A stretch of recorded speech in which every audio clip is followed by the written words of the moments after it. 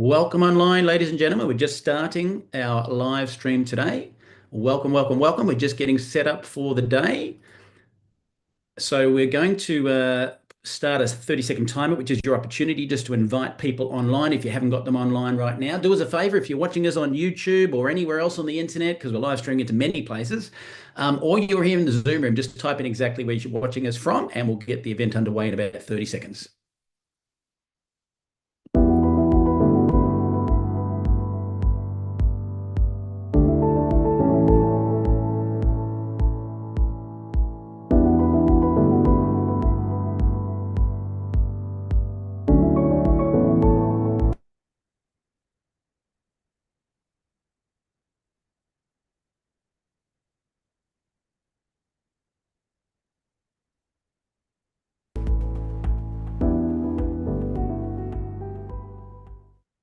Alrighty, welcome online, ladies and gentlemen. As we get the event underway today, let me just point out that we do have closed captions because we know we're in 74 countries around the world, and as a result, there's so many languages. And with that in mind, in all NUMI events, we actually have closed captions that you can read along with in your local language when you're here live on Zoom. If you then are watching in YouTube, as the live stream has finished, you will be able to as well. Let me just stop that person from messaging me on the phone. You will also be able to play back the closed captions there as well. So have a quick listen to this. Por favor, vaya a la parte inferior de la pantalla en Zoom o YouTube y haga clic en subtítulos para leer en español. Kérlek, menjünk képernyő aljára, a Zoomon vagy a YouTube-on, a Closed Caption részre, és ott el tud olvasni magyarul a feliratot. Silakan klik di layar bawah pada Zoom atau YouTube dan klik caption untuk membaca dalam bahasa Indonesia. Pour les sous-titres en français, veuillez cliquer au bas de votre écran Zoom ou YouTube sur CC ou Closed Captions. Zoom または YouTube の画面の下部に移動し、字幕をクリックして日本語で読んでください。請到屏幕底部點閱隱藏字幕以閱讀中文。Παρακαλώ πηγαίνετε στο κάτω μέρος της οθόνης, στο Zoom ή στο YouTube και κάντε κλικ στους υπόλοιπους για να τα διαβάσετε στα ελληνικά. 請到屏幕底部點擊隱藏字幕以閱讀中文. אנא עברו לתחתית המסך בזום וביוטיוב ולחצו על תרגום לכתוביות בעברית. Proszę zejść na dół ekranu na Zoomie lub YouTubie i kliknąć napisy, żeby przeczytać po polsku. Beautiful. So as we get the event underway, let's have a look where everyone's coming from today. Let me just set my language to English. We have people today online from Canada, Ohio, Alberta, Canada, Caribbean. I love that. Or Caribbean, as we said yesterday, Christine.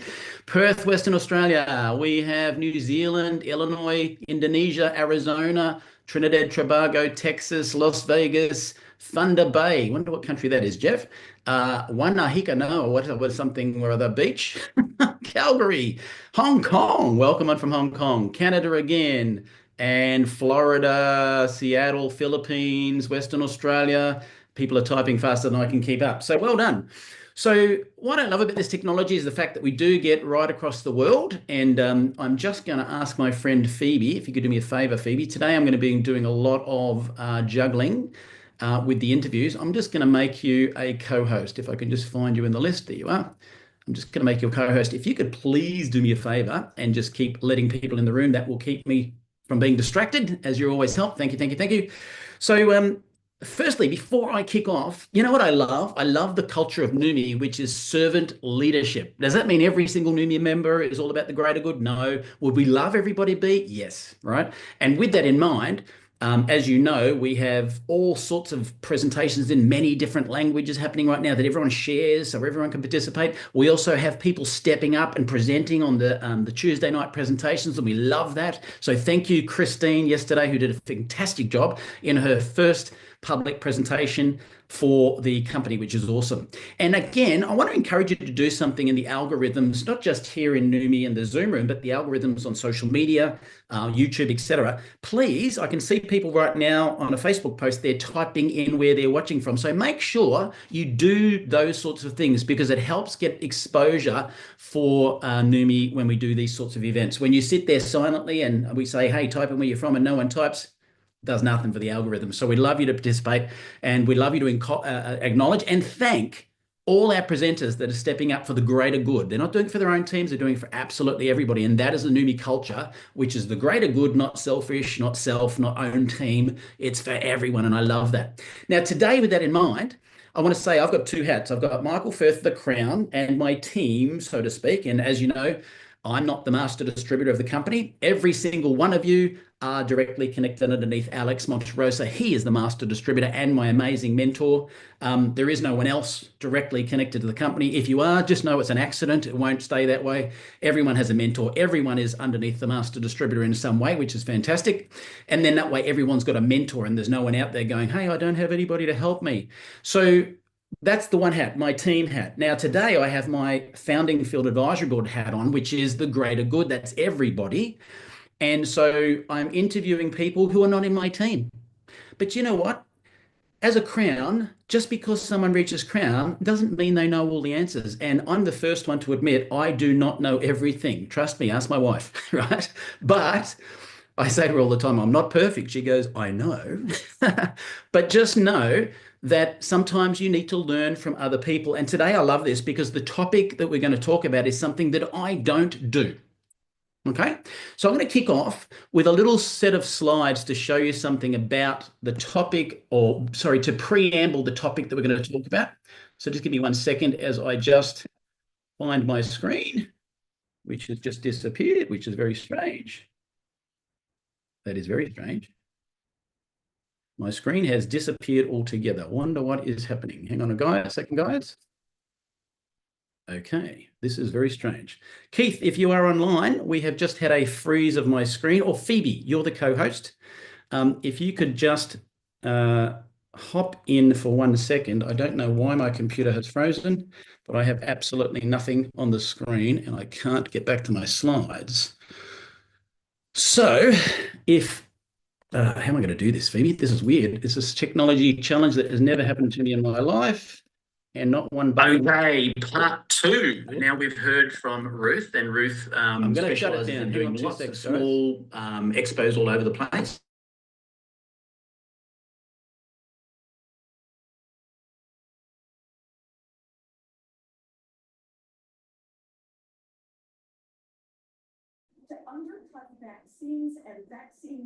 Okay, we will hang in with Michael until he's back.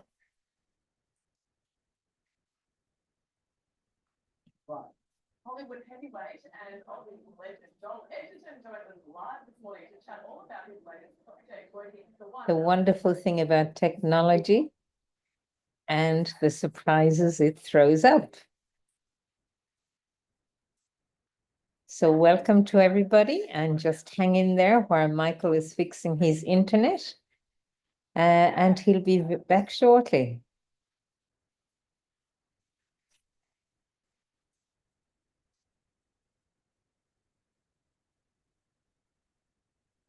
finds out about his new bride has a child after he said I do. The bride of Peter joins us live. Wake up a little bit extra. It's funny, I thought if he got off, that he'd knock us all off, but we're all seem to be here, which is good. So just for anybody coming in late, Michael's internet has just given trouble, so he'll be back very shortly. He had to reboot. Well, it's a bit joke now about, don't worry, I don't. Without knowing that being a country, so basically survey into a lot of things. He didn't know, said he wasn't deliberate, maybe she should have spoken earlier. Anyway, I understand why she did it. It's a hard thing to navigate. Yeah. When do you tell them, when do you not, it's tricky. So anyway, we're going to chat to them later. Thank you. All right, let's go. So welcome, anybody who's coming in late. Michael's internet has just had a little blip and he'll be back very shortly. So bear with us.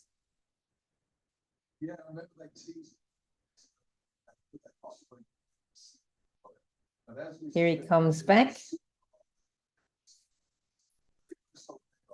All righty, I'm back. That was a complete meltdown of my computer. I don't know what happened, guys. So welcome to fancy dancing when you've got to make it up as you go along. So if you can hear me loud and clear, please type in a quick yes, and we'll get everything back on track. Beautiful. Awesome. So I don't want to freak you out if you're a presenter, because when you come on and learn to present, Christine will tell you this. I said, don't you worry about anything. I will manage the technology and everything will be fine. Well, this is the first time that's actually happened at that to that capacity. Now, Phoebe, I'm just going to have to make sure that you make me host again. So can you just click and make me the host? I'm not sure if there's a button I can do that because I logged in and I'd made you the host already. So if you can just work how to do that, that would be great. And while you're doing that, I'm just going to, there you go. Beautiful. Wow. Technology, isn't it fun? All right, give me 1 sec. I'm going to bring back up the videos that we're ready to play, the interviews that we're about to do, and just got to find them in here. All right. Okay, this was all set up and ready to go, guys, and we will be back on track in about 30 seconds. Here we go. So the first thing I need to open up is this one. And the next one, there it is, beautiful. And the next one I need to open up is this one. And we've rebooted absolutely everything. Now get your pens and paper out because this is going to be very impactful for your business. So as we get into the topic today, I said I don't know everything. I certainly know how to reboot my computer.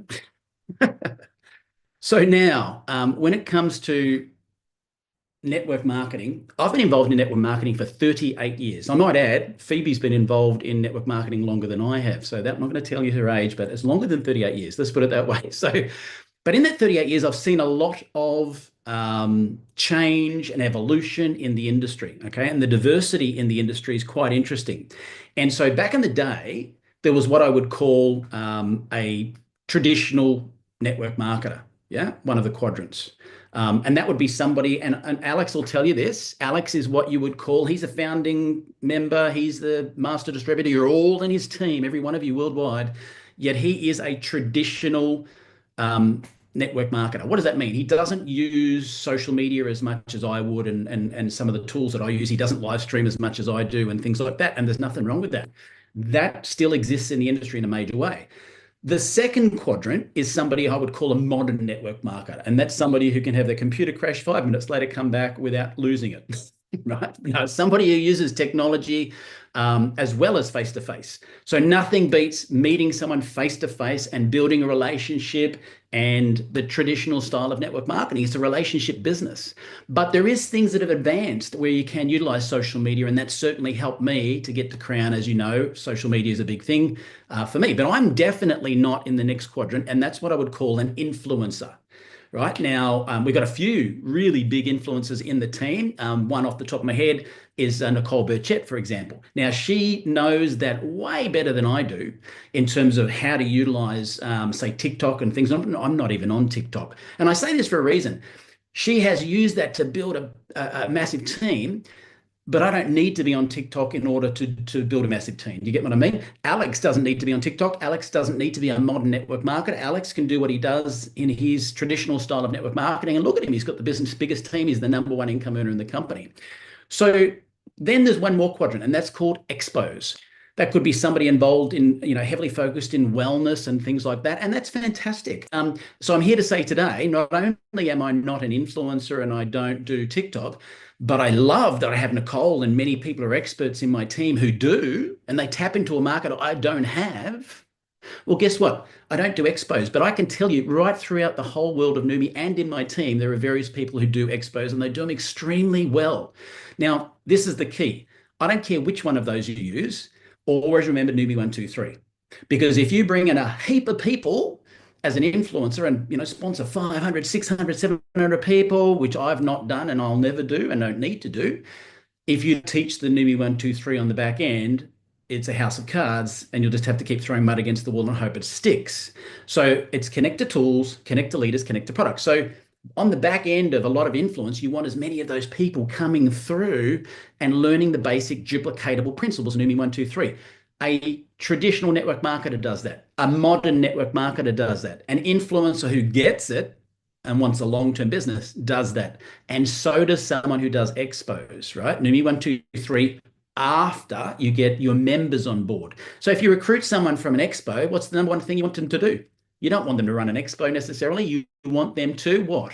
Go out there and contact their warm market. And that's where Numi 123 comes in. So I say that for a reason, because now when we're going to go through his interviews, I have interviewed 3 people who are not in my team, who I have picked their brains because they're successfully doing expos. And we're going to share that with you today. And I want to thank these people in advance. So the very first person that I want to interview is actually Ruth.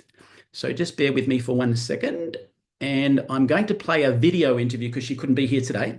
And I want you to take as many notes as you can. Now, Ruth has been doing this for a long time, okay? And Ruth sort of does small to medium-sized expos, okay? So take as many notes as you can, and then we'll debrief after this one. And then we're going to go to an even bigger interview after that. So ready, steady, off we go. All right, so this particular interview is something I'm really looking forward to because, you know what, even as a Crown, I can't be an expert in every single thing relating to network marketing. Anyone who says they know everything about everything, be scared, right? From my perspective, running Numi expos and those sorts of things is something I have not done. Now, I have a very big team and I've got lots of people in the different teams doing that sort of stuff, and we're going to interview a few people today. But today, a beautiful person who I've met as one of the leaders of Numi over the last few years is actually Ruth Prince. Now, Ruth is an expert in this because you'll hear through this interview, she does a lot of these expos that we're going to talk about. So, Ruth, first question I have for you is, how long, without giving away your age, have you been in the industry? Oh, wow. I have been in the industry 45 years and I started at 17. So it's a long time. I gave you my age. It's okay. I was going to say, I thought you were going to say I started at 3. So with that in mind, you've obviously got a lot of experience and seen things that work and don't work.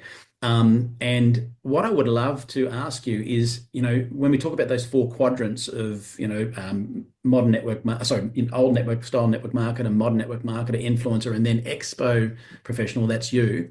How many events doing expos do you have booked in, say, this year already? Well, so far this year, we have 23 booked.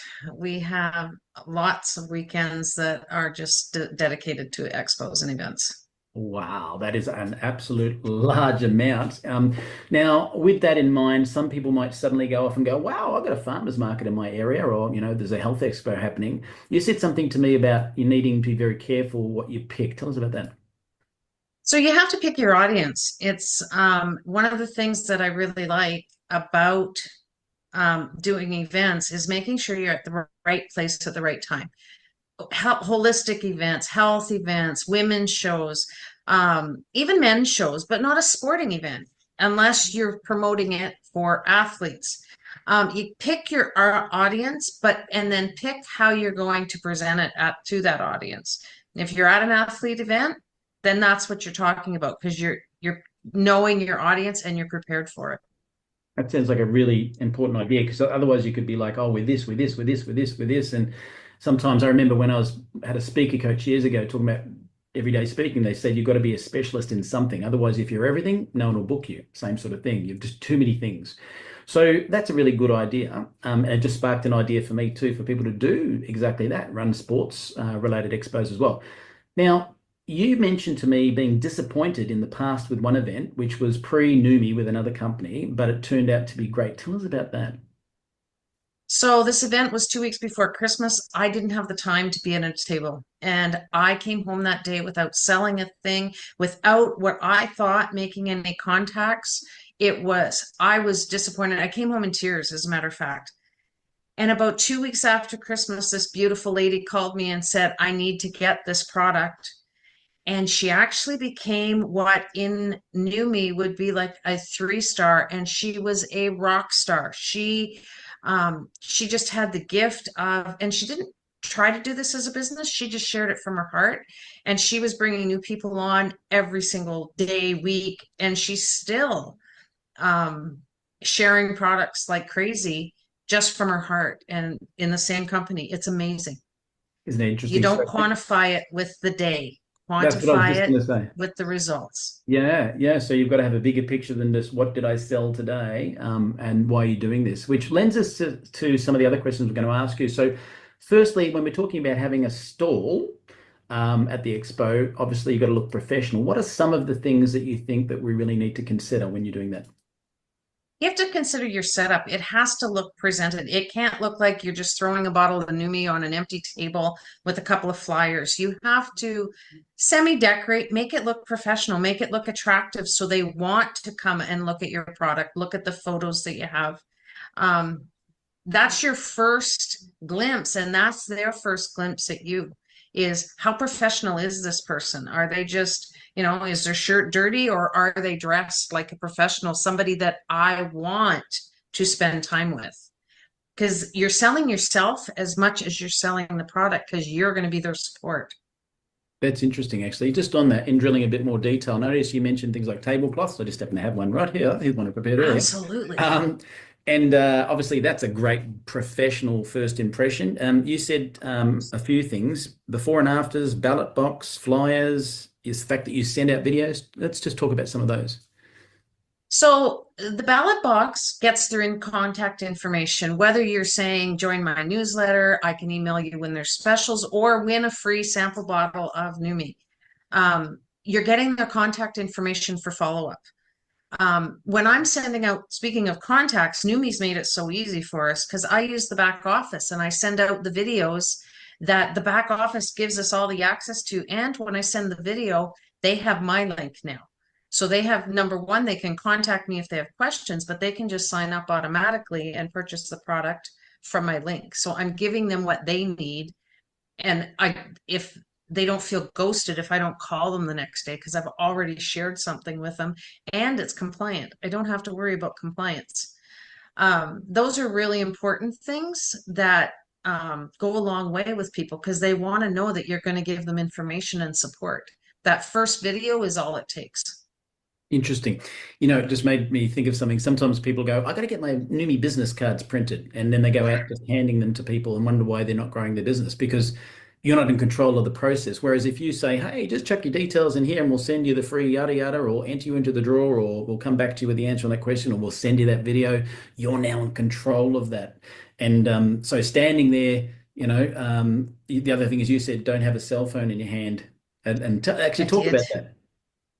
Well, when you're behind your booth, you don't want to be sitting behind your booth or standing behind your booth with your hand in your face in your phone. You want to be talking to every single person. You want to be smiling at them. You want to be eye contact.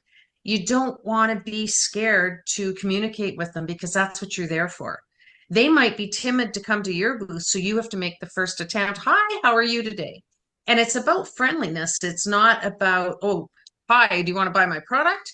It's about making that connection, but you have to be willing to be outgoing and bring them to your table. Hey, do you want to try a sample? Come on over. Let me spray your face, or let me spray the back of your hand. You're giving them an experience, and that's what people remember. Isn't it funny? Put me in a room with a microphone and 10,000 people, I love it. Put me, in a network marketing, making a phone call now, love it. Put me in an expo and say, go speak to the stranger. Uh-oh. That's just not me, because that's not what I do normally. You'd think confidence is universal, not necessarily. It depends on the personality and whether someone's willing to do that. I'm glad you've said this, because I know the Indonesian team were asking about this, because they're going to set up these sorts of things in Indonesia now, being a fully operational market. And I said, make sure you don't put a scaredy cat, a timid, quiet person on the stand, because anyone sitting there looking at their phone because they'd rather do that than talk to someone is going to be a waste of a day. Let's go back one step. I just wanted to drill more detail. We said the ballot box.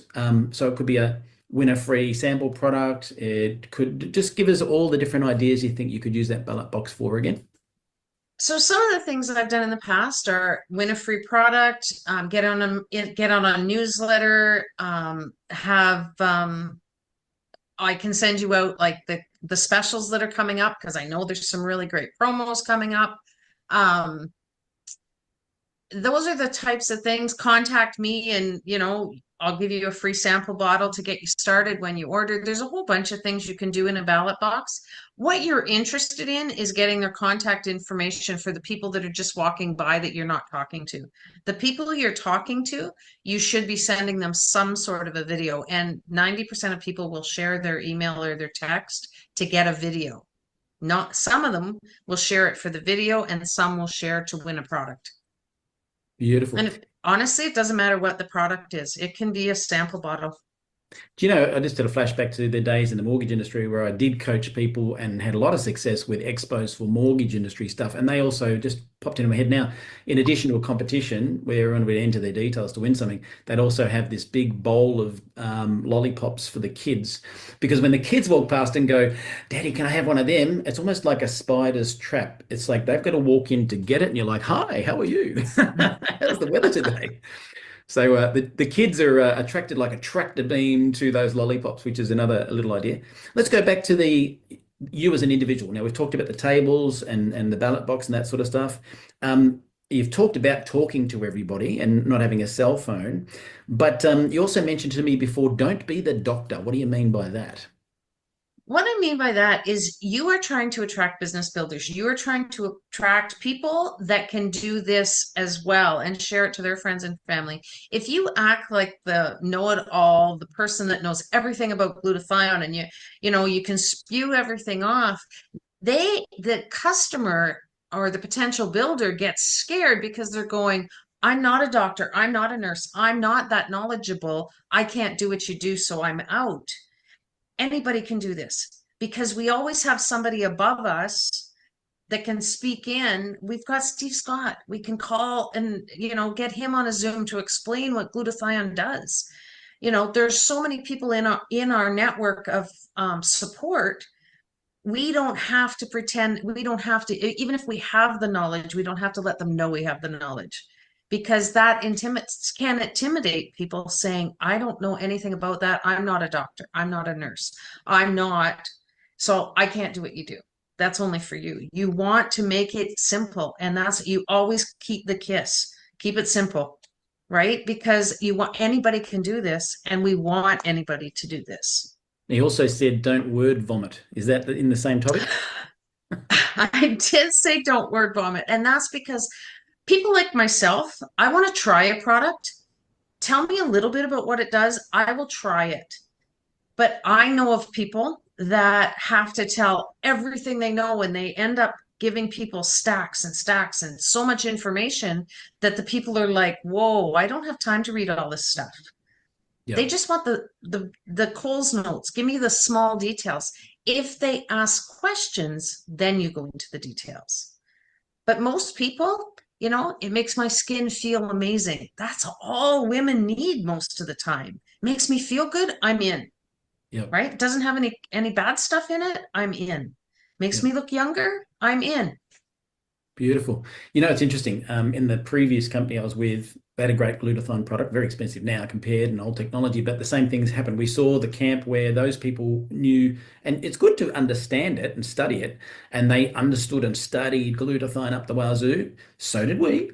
But then I learned from Alex, dumb it down, use the tools as much as you can. Whereas these guys went off and they could turn satellites with their knowledge, but they would verbalize that. And I wonder why today they still have tiny little businesses as compared to the big ones that end up leaving that company. And here we are all at Numi.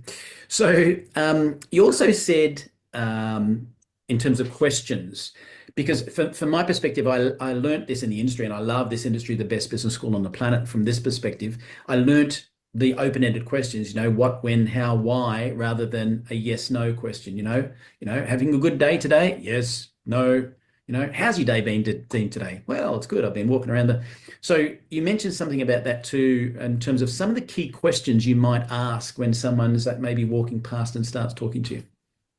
So when I'm talking about the skincare or the spray, I ask them, what do you use? Because people want to talk about themselves. Nobody ever asks anybody anymore about themselves, but everybody wants to talk about themselves. What do you use? Oh, does it have chemicals? Is it chemical free? How does it make you feel? Ask those questions so that they're telling you what they're using, and then let them experience our product.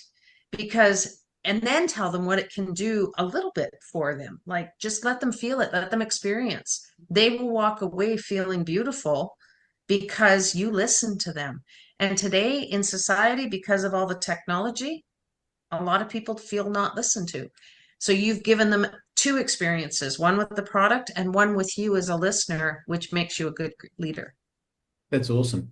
I just had a flash right then that, we don't want to say we're curing, treating, preventing anything. And I've got an idea I'll share in 1 second, but I want to ask you this question. If someone says, hey, can this cure my arthritis? Or, hey, well, any disease known to man, how do you handle that? Because it's such an issue. It is an issue and you have to be compliant, but I can say I'm not a doctor, but I know that disease has inflammation. Most diseases have inflammation. So you can always talk about what glutathione does for inflammation, because then you're not saying it cures it, does anything for the disease. It helps the symptoms. That's one way, but the other way is sending them to PubMed. Another way is saying, let's Google it and see what Dr. Google says, sort of thing. There are so many ways of getting around talking about disease process. And even hinting to a disease process can be non-compliant, and you don't want to go there. As a medical person, I can't talk about disease processes because I'm not a doctor, right? So I talk about the symptoms of the disease process. Interesting. It's funny, isn't it? Two things popped in my head every time we're talking. So one was, I thought there's so many great testimonials, even in just the weekly official presentation people are doing, that you could take those slides, put them on a big screen laptop and just have them flicking through every 20 seconds or something. So there's a new testimonial, because they're all compliant for starters. We do. One thing. The other one is, I want to share this with everybody because Bert, our scientist, and I had a conversation, because sometimes you'll see on social media, someone knows I'm not allowed to say a disease name. So they put up something about a disease and they don't mention NUMI. And then they say, read the comments, and they put their NUMI link. Still non-compliant. In fact, extremely non-compliant, right? But I think that's okay, and it's not. So he said, we had a conversation. How do we answer the question? And here is the stock standard message. And this is a conversation I had with Bert, and he said, share this with everybody. So if someone asks me, I'm not in any way medical, nutritional, nothing. I've had no experience like Ruth has. So I can say, brilliant question, but let me say this to you. Absolutely, and I'm reading it word for word. Absolutely every nutrition product on the market can't legally say they treat, cure, or prevent any disease according to the FDA regulations. Companies and any of their members that do make those claims risk the company being shut down and being personally liable and be pursued, which is scary. I heard of someone in China that they got sued up the wazoo because they said some kid had cancer. So you never do that. Instead, we encourage you to explore the scientific evidence supporting each individual ingredient on our products. And a valuable resource of that is exactly what Ruth just said, PubMed, which is the National Institutes of Health, which houses a vast collection of peer-reviewed studies. I said it to a guy yesterday. I said there's 186,000 peer-reviewed studies on glutathione. Go look at that. And our unique hydrostep molecular encapsulation technology reduces the particle size of proven ingredients and delivers them into the bloodstream in 30 seconds like nobody else can. So we're not treating, curing, preventing anything. Go look at what the ingredient says on someone else's scientific site. We're just saying we can deliver that ingredient, and that's a safe way to answer the question as well. Now, in wrapping up, how do you quantify if an expo has been successful? Is it like how many sales did I made, or is it made today, or is it more than that? A lot of people, if you're selling widgets at your table, you quantify the cost of the booth against how many sales you sold that day, and you want to make a profit. It's not like that with this. I quantify my booth by how many contacts did I make? How many names did I get that I can follow up with? How many enrollments did I get at the table? All of those things are really important. And how many people did I touch? Because those people can come back, just like that day Celine did to me almost a month later. Those are the types of things that quantify the event. It's not about what exactly happened at the table. It's the follow-up that makes the dollars. It's the follow-up, it's the connections, and it's how you presented yourself, because you will make them remember. You'll make them feel important, so they will come back to you. But remember, it's not about that sale at the table, because that isn't where the money is. The money's in the follow-up, getting them enrolled and getting them in your NUMI organization, because then it's the repeat. And that's where I quantify. Beautiful, beautifully said. Thank you for sharing. And, you know, at the start of the event, I talked about the different quadrants, and I said the NUMI 1, 2, 3 is still, you know, critical to all of them. Like if an influencer brings in 500 people, that's nice. Is anyone teaching them new 1, 2, 3? So you can duplicate that and not have a flash in the pan in influence outcome. Same would happen with an expo. Won't be a flash in the pan if you can find that 1, 2, 3, 4, 10, 100 people who see something bigger as a member. Do they need to go do expos? No, they just follow the NUMI 1, 2, 3 with their warm market, and boom, the expos just lit the fuse for something that could go on forever. And that's fantastic, folks. Thank you so much for sharing. Alrighty, so that was a brilliant interview, and I want to thank Ruth for sharing with everybody so selflessly. If you got something out of that, type in yes in the chat, and if you're on social media or YouTube, please type yes if you got something out of that interview, because I think it was gold nuggets there, left, right, and center. Now, a couple of things. Someone typed the question, thank you, Phoebe. Can you do an expo in a market that's not fully operational? And the answer is no. Just because you've seen how to do expos, if you're in Australia, and I can talk about this one from the heart, you do an expo here, you'll get a $780,000 fine from the TGA and you'll go to jail. So be very careful. You're not allowed to do one in Australia because the product's not fully registered. It is NFR, not for retail. Now, out of our 74 markets, some are fully operational, some are not. So check first to make sure whether that particular market is allowed to do an expo and you're not breaching any laws. Okay. Now, notice the people on Facebook haven't answered, so please type in there if you've got something out of it. Then I saw somebody say, wow, look at Michael's before and afters, and what are they talking about? I just remembered last Friday, embarrassed, had a fight with a kangaroo, got a scratch on the head. No, I didn't actually. I put my head into the cupboard to grab some Vegemite, and I bashed the corner of my head and had a big ding in it. And it's only taken 7 days of spraying my face, and ta-da, how cool is that? So yeah, there's my before and after. So the other thing I wanted to say too is that there's 5 ways to strike gold. There's a video we did in the first year of NUMI, which says start with your warm market, and then you can work through things like social media and to people through people and meeting new people. And then there was other ways, and this is one of them, running expos. Maybe you've been in NUMI for a year. Maybe you haven't worked on growing your list. If you're in a fully operational market, maybe running a small expo is a way to explode a new list of people. There's more than one way to skin a cat, as they say. Sorry about the cat lovers. Now what I'm going to do is segue to a separate interview. What I love about this is the complementary, you know. So if you look on one side, I'm explaining my perception of the world the way I see it. And as I said, sometimes people see things from this side, and that's okay. No one's right or wrong. We're just sharing our experiences. So Ruth is talking about running small to medium-sized expos. When I spoke to these two beautiful ladies who I've known for 17 years, they are talking about running big expos. Now, walk before you run. Don't go do this. If anyone jumps in the deep end and hasn't done a small expo and goes into a big one, you could end up going broke and burning your cash and then blaming NUMI. So I'm going to put it on record right now. We told you not to do it if you're not experienced, okay? So this is step 1, the baby steps, run a small expo if you want to, if you ever want to go do that. Step 2, maybe jump in the deep end. Have a listen to these two legends as they talk about their experience. Okay, part 2. Now we've heard from Ruth, and Ruth specializes in doing lots of small expos all over the place, which is fantastic. Now I get the pleasure of interviewing 2 people I've known for, nearly 17 years, and I've watched them progress and grow through this industry. And also these guys were here at the foundation stage setting up NUMI. And like I said earlier, I don't go out and do expos.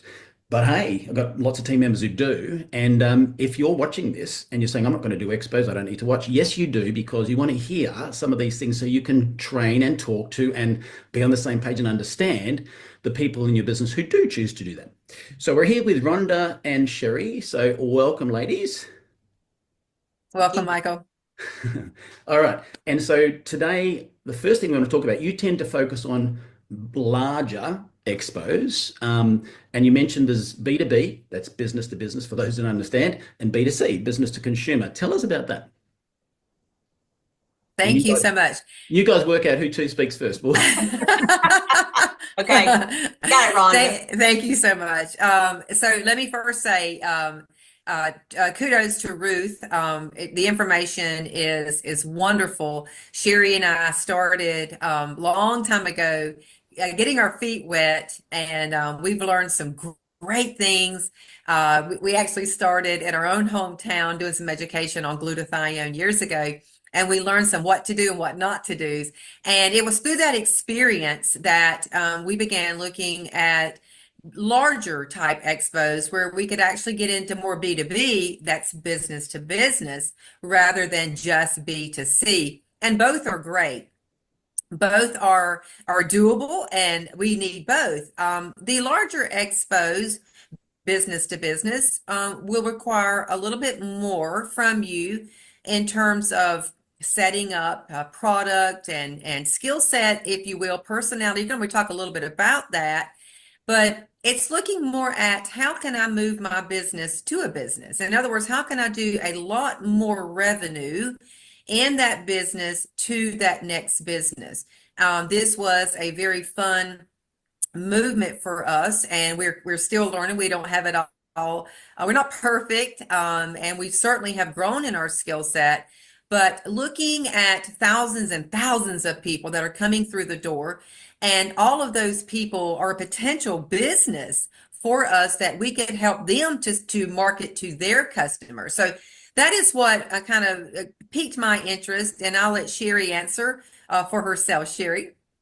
Yeah, so we did start small, sort of, Rhonda, like you said, in our small, in our hometown, and we were clearly educating on glutathione, hard topic that no one had ever heard of, and so now it is a tad bit easier when we're moving into the larger markets, because some of these markets that we target are familiar with glutathione, not just our portion of the supplement world here, and what we found is the more trade shows, so to speak, that we went to, the better we got at the trade shows. We learned things from each one and how to move forward. And there is a skill set that's involved in moving forward. There is a setup that's involved.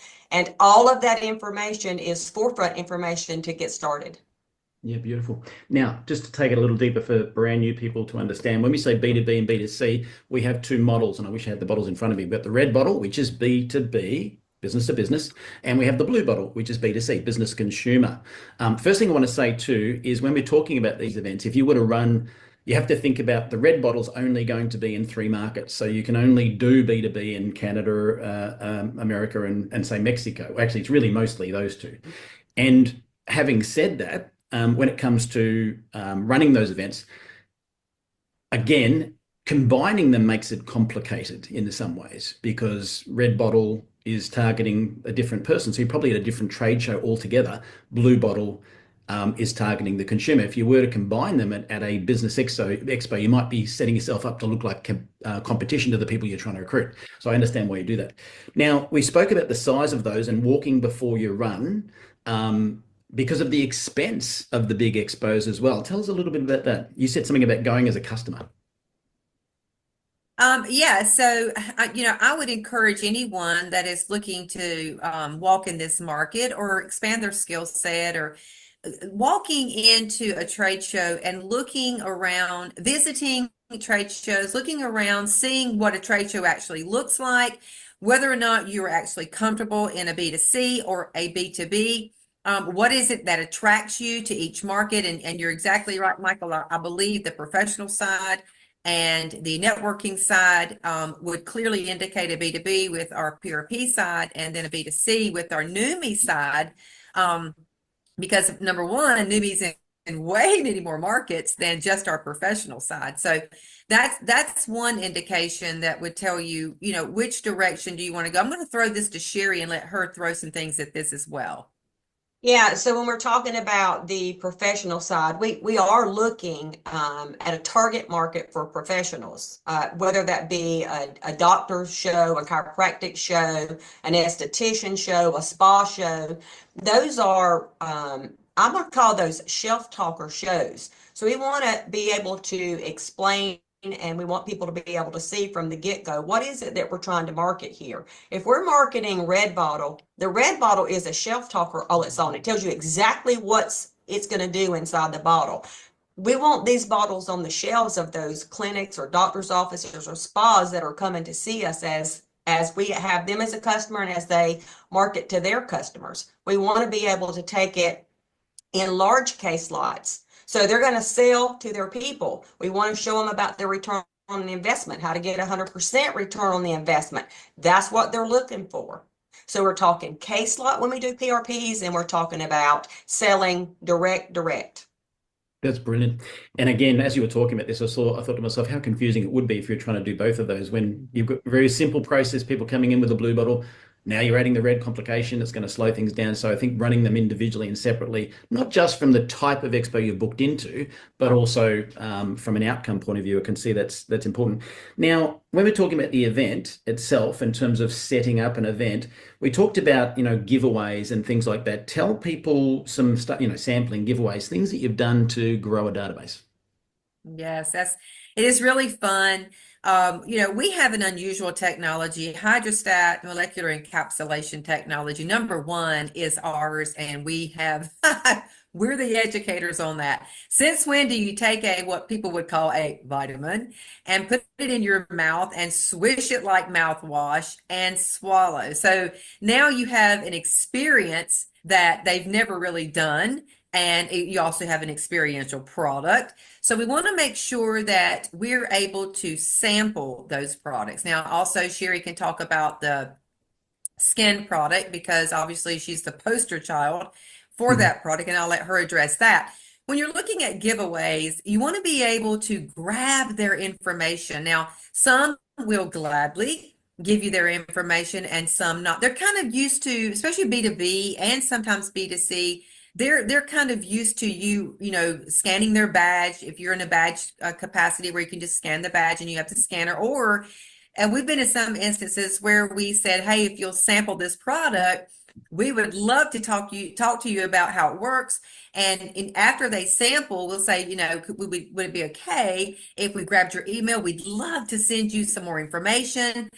Another tool, if you will, which is part of our system of how this product works. Would that be okay? We're also giving freebies away. And if your name is in this jar, then we're going to be ringing this bell every 30 minutes for a free giveaway. So I'll let Sherry talk about how to sample the skin and what that looks like for a giveaway. Yeah, thank you, Rhonda. It's really interesting why you were talking about, you said we are an experiential product. Never before until NUMMI were we able to do an experiential product where you actually could see, feel what you were doing. Like if you're spraying the back of the hand, and that's what we always ask. Have you heard about our hydrostat? Especially if they were looking at the before and after pictures. What's so ironic or wonderful about this particular event is that I was there. So my before and after picture was running, across the TV and on the banners. And this is just what we said. We want to just spray the back of your hand. Would that be okay? Spray the back of the hand. You're going to let it air dry. And clearly, as soon as it's dry, you can put the hand side by side. And we would say, place your hands side by side. Can you visibly see the difference? You visibly can. Now, we would like for you to take your other hand and feel the back of your hand. Immediately, you can feel the hydration and the moisture that happened in the back of the hand. So when we say experiential, it's experiential. And most of the time, that led us from the hand to the face. Beautiful. They might put a hand up if we say, can we spray your face first? Because they're not sure until we've explained exactly what we're doing. So experiential, it's one of the best things that we've done now with the NUMMI products. Awesome. Now that brings up some more questions for me, and I want to flick back a bit. So if you're doing sampling, and people need to be prepared, and like Ruth's doing small manageable events, her and her sister can run them type of thing. You're talking bigger events.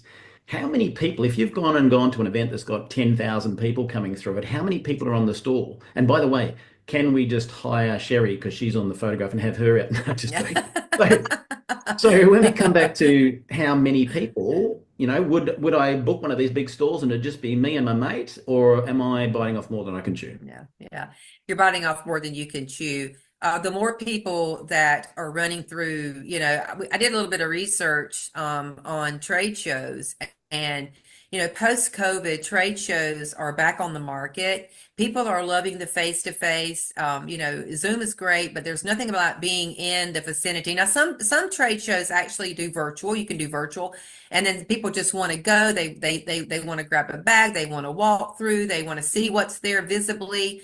I think 12.7 million people in 2023 walked through trade shows. So we know there's a market out there. People are moving and walking. The trend is up. So we know that in 2024, the stats aren't in yet, but we know they're up for 2023 because people are out and about, and 2025 looks to be even greater. If you're doing a large trade show, you need a team. You simply cannot go into it with one or two people. In the sampling process, that takes a team to even prepare that. Now, I'm not talking 15, 20 people, but I'm talking about people that have been well prepared, that know what they're there to do, that can spot your blind side, if you will. If you've got, if Sherry's educating and she's got 4 people that are swishing and there's 9 people behind her, that's her blind side.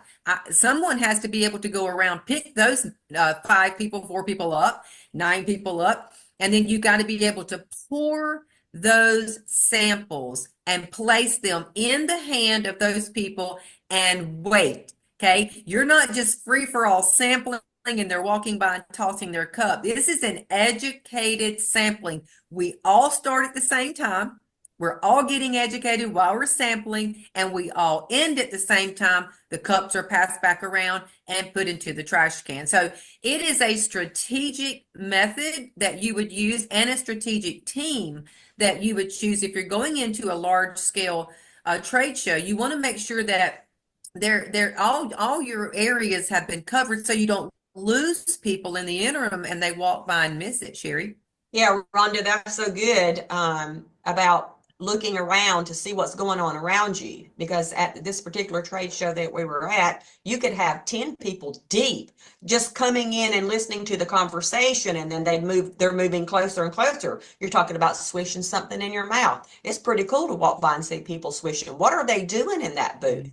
And so someone, even if both of us are busy, someone has to be looking around, gathering the other people that are coming across, exactly what she said, getting these cups out. So we're all prepared. We know where we have it. We know how much to pour in the cup. And it just takes a calculated process to bring them in, because somebody has to take their information.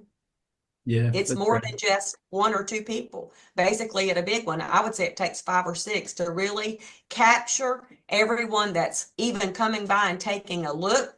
We think the before and after pictures are so wonderful because they capture the attention, and a lot of times that leads to a conversation. As Rhonda said earlier, oh, I see you're looking at our before and after pictures. Have you heard about our hydrostat technology? Come in, let me share this with you. And then that's just one way to bring in the people. It 100% takes a team. Yeah, right. And on that, again, what we don't want is people who join Numi go, oh, I'm going to run Expo'S, who've never run them before, and go, I'll give an example. Like, you can't do one in Australia anyway, because we're not a fully operational market. And if you did one, you'll actually get a $780,000 fine and go to jail. So don't even start. But the expense of that, if you went to, say, the Mind, Body, Soul Expo, it's $5,000 for a stand. Don't be starting your Numi business that way. And then add to that what you've just mentioned about sampling. It's a one-on-one process, but there's still how much would you say you would have spent in samples on a big expo, ballpark? Yeah, on a large expo, you're organizing the sampling. In other words, you're measuring the sampling. We're not just pouring, people will repeat what they see you do. So we want to make sure that we're mindful of the sampling. Now we were pouring 1 cap full in. That's plenty for them to sample, so they're not, frothy. It's falling out of their mouth. They've never done it before, so it's more like a small sampling. We would go through anywhere from 10 to 15 bottles, and that is us. The skin obviously is a little bit easier because you can get multiple samples. You're not spraying where the hand is dripping. All it needs is a slight 1 or 2 pump and you're done. And if they chose to allow us to spray their face, it's still 1 or 2. You don't want it dripping down their face. So you're going to be investing around $500 for product, somewhere in the vicinity of $500. Beautiful, beautiful. So again, walk before you run. Start with small ones if you're going to do this. Now, we talked about, I love the way you put this, personality, this in terms of who's in the booth and where they're positioned. Personality trumps skill set. What do you mean? Sherry and I work so well together because I'm not in competition with her. She is beside me and I am beside her. Our personalities are very different. And that I think that's one reason we work so well together.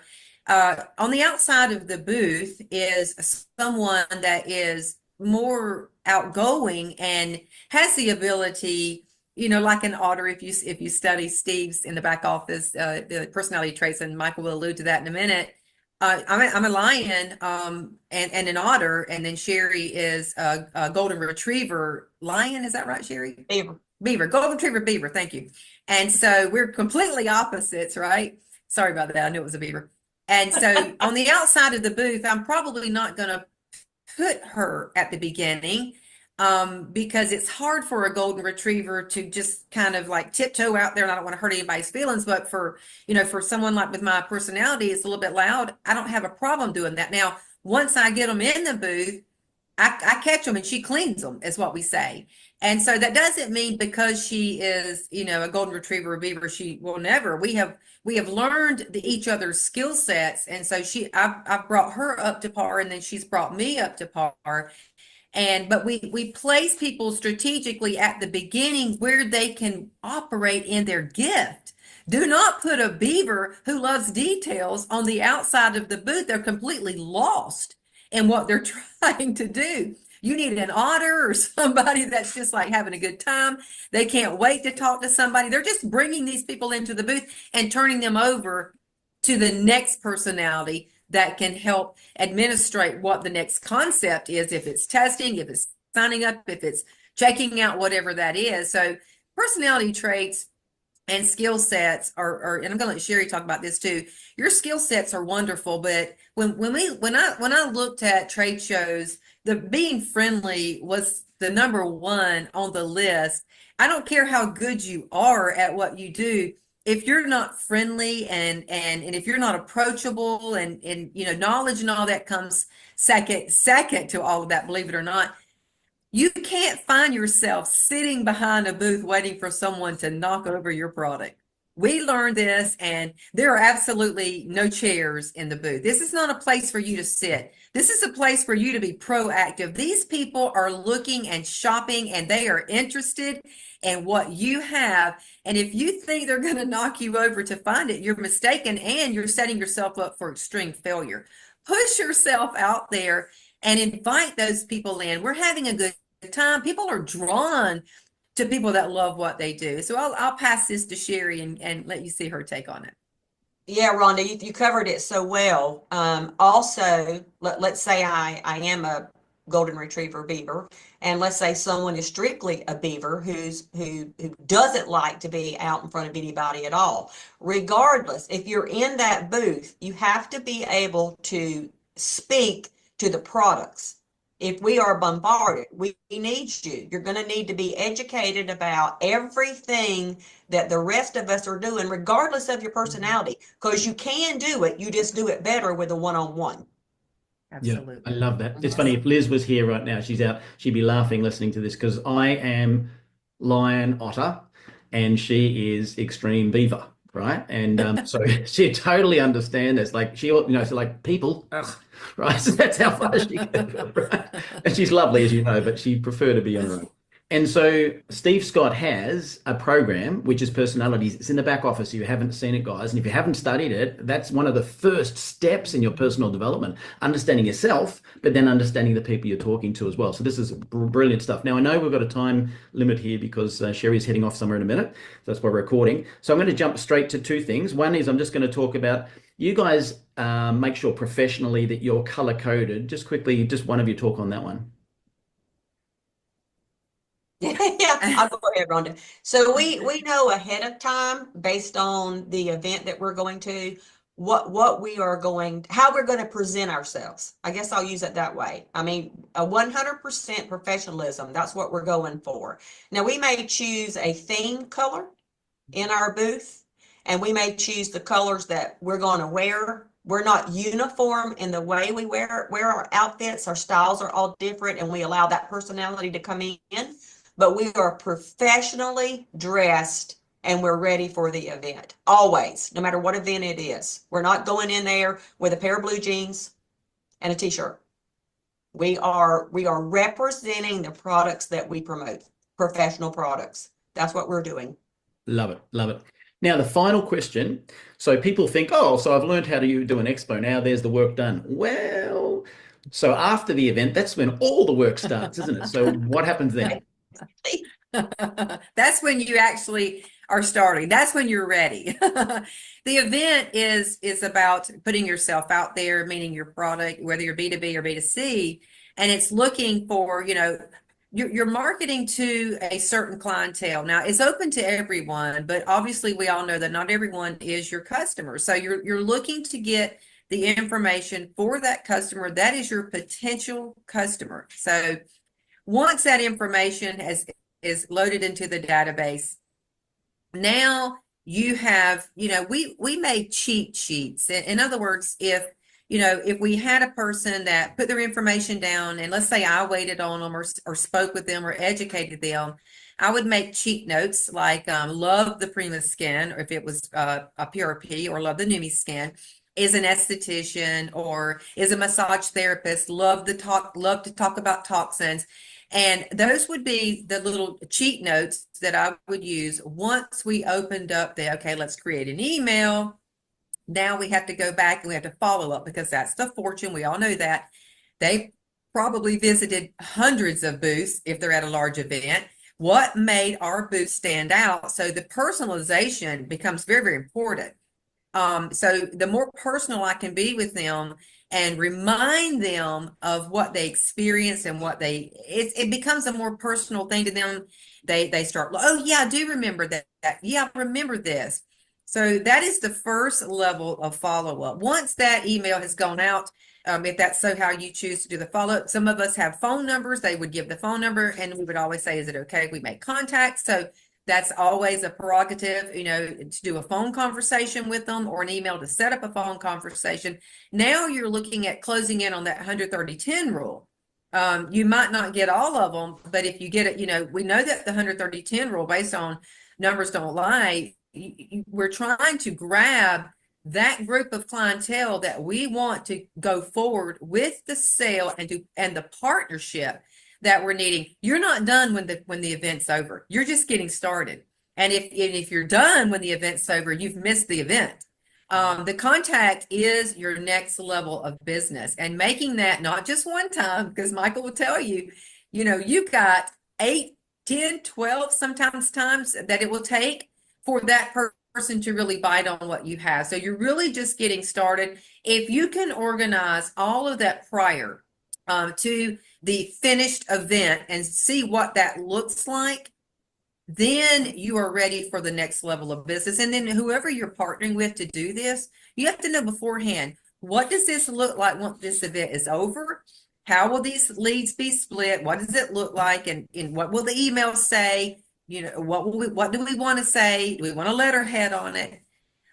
So much more to go forward with. But Michael, that is what you're there for. You're there to put the product out, to do the education, to communicate, and you're there for those leads. That's the most important part, if you ask me. Beautiful. Sherry, anything you want to wrap up? One thing, yes. So another thing that we did on our follow-up, so we wanted to make our event and our booth, so to speak, memorable. What will they remember about our booth? What is it that stood out to them about our booth? Now, in our email follow-up, we just simply snapped a picture of our booth with us all standing in it. And we attached that picture and the name of our products, of course, in our booth to the email. And if it was a text message, we sent the picture on a text message. It just was another way to remind them, oh yeah, I remember that booth where I was swishing and spraying. So that was another thing that we added in the large market. And that can be done in small market as well. I love that. That's actually brilliant, because people like me, I'm visual. I'll go bang. Oh yeah, I remember you straight away. But if you said your name, I'm like, who was that? Just in wrapping up, thank you for your time. But It's funny, there's so many similarities to traditional network marketing as there is in what you've just said, because guys, if you join the industry now, they say statistically that the average prospect needs between 5 and 7 exposures before they make a decision. I chatted to someone yesterday who had a prospect on, he'd watched a video, a second video, had a chat, and he came on with us and he's like, yeah, he's not interested. I'm, well, hang on, let's send him another video, get him a product sample. That's, 5 and 6 and continue. So it's important that people realize that it's not just, we're converting a sale immediately. And sometimes the fortune is in the follow-up, which is fantastic. So thank you, ladies, for sharing. I'm sure people are going to get a lot out of this. You're welcome. So guys, I am always about professionalism and finishing events on time. I apologize. We had about a 6-minute computer crash, which has taken us 6 minutes past the hour. So if you got a lot out of this, please type yes in the chat. I think this was one of the best events I've actually enjoyed doing. But remember, if you're a brand new person, you just focus on NewbieOne, 2, 3, get the word out. You don't need to do this yet. This is for as your business matures somewhat. Just make sure you know that. Straight after this event, we will be going to YouTube, just adjusting a few things and taking that recording and putting it into the Numi members group. Please, if you got something out of today's session, I can see a lot of people saying, excellent, yes, thank you, thank you. I want you to type, what is the one thing that you got out of today? If there's one pearl of wisdom, and I want you to type that in the Numi members group to encourage all our members to be in there, because what the group is all about. So again, I don't want to go any longer because people are going to go. We ran over because of technology challenges, and thank you, Phoebe, for catching the ball. I don't know what I would have done if you weren't there. The whole event would have gone crash. So